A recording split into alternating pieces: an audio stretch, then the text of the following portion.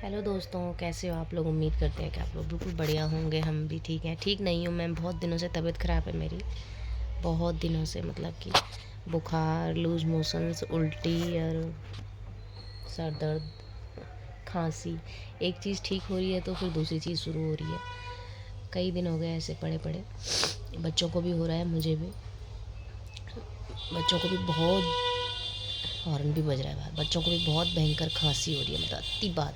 पहले उनको बुखार आया तो बुखार थोड़ा ठीक रहा, तो उसके बाद अब खांसी हो रही है बहुत ज़्यादा। मतलब ऐसी खांसी उठ रही है ना कि जैसे कि बस पूछो मत, तो उल्टी आ रही है खांसी करते करते। अब मेरे को तो थोड़ा कम है, दोनों बच्चों को बहुत ज़्यादा हो रही है। लेकिन स्कूल भेजना भी ज़रूरी है क्योंकि अब पेपर शुरू होने वाले हैं, हाफ़ ईयरली वाले।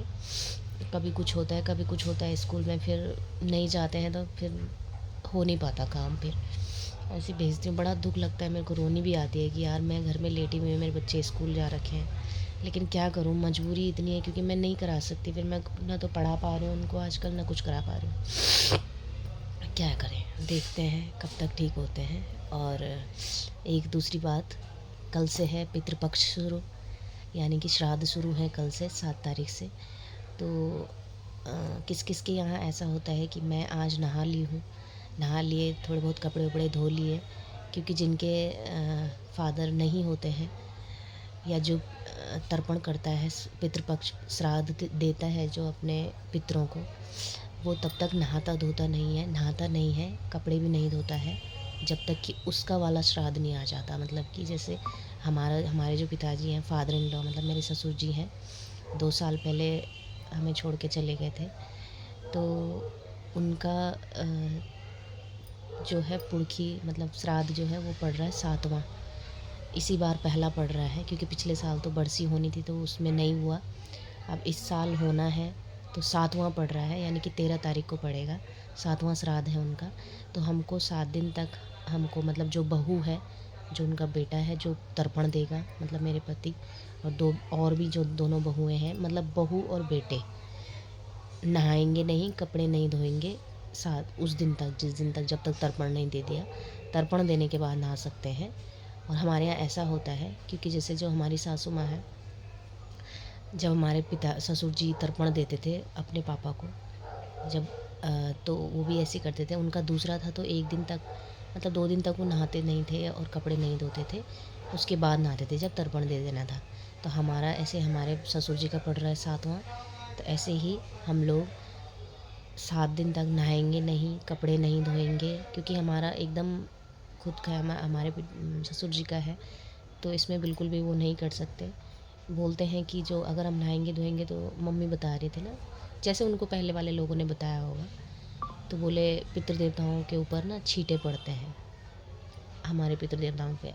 अगर हम ऐसा करेंगे तो उनके ऊपर छींटे पड़ते हैं नहाने के या कपड़े धोने के। तो इसलिए हम ऐसा, अब लहसुन प्याज नहीं खाएंगे, दाढ़ी वगैरह नहीं बनाएंगे ये लोग, बाहर का खाना नहीं खाएंगे, मतलब ऐसा करेंगे, बिल्कुल साफ़ सुथरे रहेंगे 7 दिनों तक। और उसके बाद जब श्राद्ध हो जाएगा 7वां, जब इनका श्राद्ध हो जाएगा ससुर जी का, उसके बाद हम कर सकते हैं नहाना धोना। तो पहली बार कर रहे हैं हम लोग, देखते हैं कैसा होता है। वैसे ही मैं इतनी बीमार तो हुई, नहाने धोने का वैसे ही मन नहीं कर रहा था, लेकिन बिना नहाए धोए रहा भी नहीं जाता। पर हाँ, ये भी ज़रूरी चीज़ें हैं जो कि करनी ही चाहिए। जो मान्यताएं हैं, जो अपनी मान्यता है अपने पूर्वजों की, जो पहले से चली हुई आ रही हैं, वो माननी चाहिए ज़रूर, चाहे वो जैसी भी हैं। तो हम तो कोशिश करेंगे कि हम हमेशा ये चीज़ें करें जब तक हम कर सकते हैं। वैसे तो मेरे को ना यकीन ही नहीं होता अभी भी। बाहर से बहुत आवाज़ें आ रही हैं। अगर सही आवाज़ नहीं आएगी ना मेरी, तो मैं वॉइस ओवर करूँगी, क्योंकि मेरे से उठा भी नहीं जा रहा अभी। बाहर से बहुत आवाज़ आ रही है रोड पे हमारे बहुत, इसीलिए मैं हमेशा वॉइस ओवर करके वीडियो बनाती हूँ। वॉइस ओवर करते टाइम भी बाहर से आवाज़ आती है।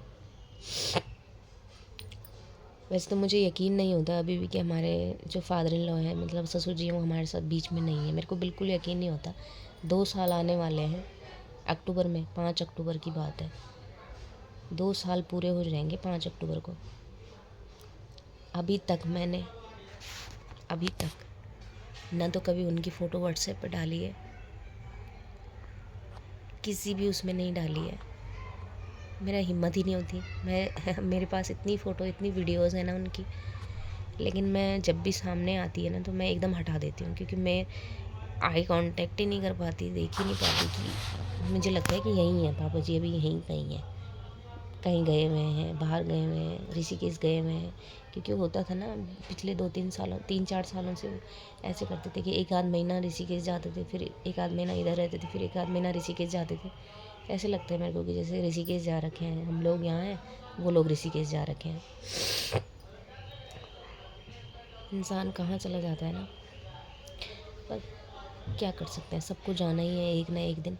कोई समय पे जाता है, कोई समय से पहले ही चला जाता है, क्या कर सकते हैं। पर हाँ, जाने के बाद जहाँ कहीं भी है वहाँ सुखी रहें, बस मैं तो यही सोचती हूँ कि वहाँ उन्हें अच्छा मिल रहा हो और हम अच्छे काम करें ताकि उनका आशीर्वाद हम पे बना रहे और हमारे हाथ से अच्छे ही काम हो हमेशा, मैं तो यही सोचती हूँ। तो किस किस के यहाँ, वैसे तो मुझे लगता है कि सबके कल्चर अलग अलग हैं। श्राद्ध तो सबके यहाँ होते हैं, लेकिन कल्चर सबके अलग अलग हैं। तो आपके यहाँ कैसा होता है? क्या ऐसे ही होता है जैसे हम हमारे मैं बता रही हूँ? तो बताना ज़रूर, शेयर ज़रूर करना।